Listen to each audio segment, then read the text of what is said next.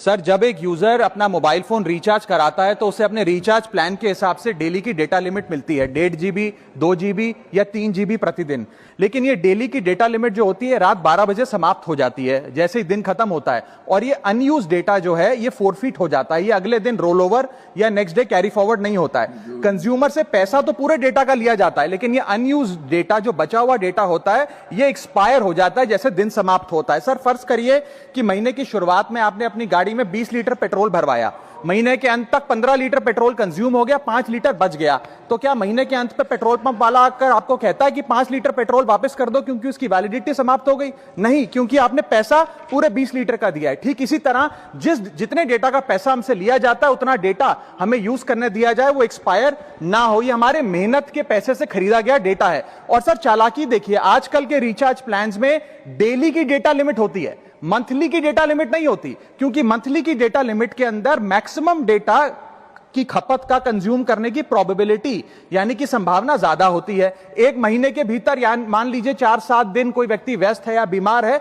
लेकिन बचे हुए दिन में या जब उसकी छुट्टी होती है वो ज्यादा डेटा कंज्यूम कर सकता है, इसीलिए मैक्सिमम डेटा मंथली प्लान में कंज्यूम होता है। इसके चलते आज टेलीकॉम ऑपरेटर डेली की डेटा लिमिट वाला प्लान पुश करते हैं। सर, आज इंटरनेट सिर्फ एक एंटरटेनमेंट या मनोरंजन का सोर्स नहीं है, यह एक प्रकार से हमारे जीवन के लिए एसेंशियल बनता जा रहा है। It is like digital oxygen, हर चीज के लिए इंटरनेट चाहिए। और इसीलिए आज करोड़ों भारतीयों का जब लाखों जीबी डेटा रोज एक्सपायर हो जाता है, अनयूज्ड बचा हुआ डेटा, क्योंकि उसकी वैलिडिटी समाप्त हो गई, तो यह सवाल अब सिर्फ डेटा का नहीं है सर, यह कंज्यूमर राइट्स का सवाल बन चुका है। इसीलिए मेरी 3 स्पष्ट मांगे आज सदन में। पहली मांग, ये नियम बने कि डेटा कैरी फॉरवर्ड यानी कि डेटा रोल ओवर की सुविधा हर यूजर को दी जाए, यानी कि दिन के अंत पे आपका जितना जीबी डेटा बच गया वो अगले दिन के आपके डेली के डेटा पैक में जोड़ा जाए, वैलिडिटी के साथ समाप्त ना हो। दूसरा पॉइंट, अगर महीने के अंत में काफी बड़ी मात्रा में आपका डेटा एक्यूमुलेट अगर हो जाता है, बच जाता है,